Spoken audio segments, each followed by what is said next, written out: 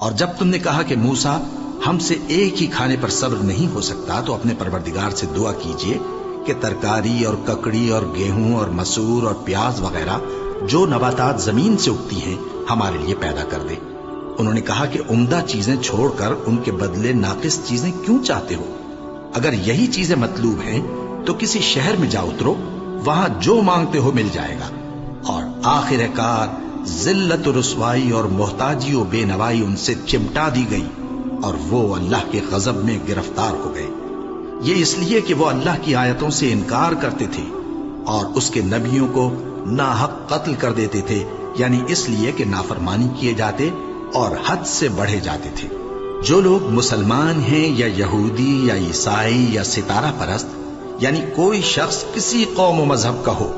جو اللہ اور روز قیامت پر ایمان لائے گا اور عمل نیک کرے گا تو ایسے لوگوں کو ان کے اعمال کا صلہ اللہ کے ہاں ملے گا اور قیامت کے دن ان کو نہ کسی طرح کا خوف ہوگا اور نہ وہ غمناک ہوں گے۔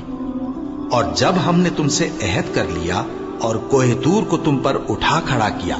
اور حکم دیا کہ جو کتاب ہم نے تم کو دی ہے اس کو زور سے پکڑے رہو اور جو اس میں لکھا ہے اسے یاد رکھو تاکہ عذاب سے محفوظ رہو، پھر تم اس کے بعد عہد سے پھر گئے، سو اگر تم پر اللہ کا فضل اور اس کی مہربانی نہ ہوتی تو تم خسارے میں پڑ گئے ہوتے۔ اور تم ان لوگوں کو خوب جانتے ہو جو تم میں سے ہفتے کے دن مچھلی کا شکار کرنے میں حد سے تجاوز کر گئے تھے، تو ہم نے ان سے کہا کہ ذلیل و خوار بندر ہو جاؤ،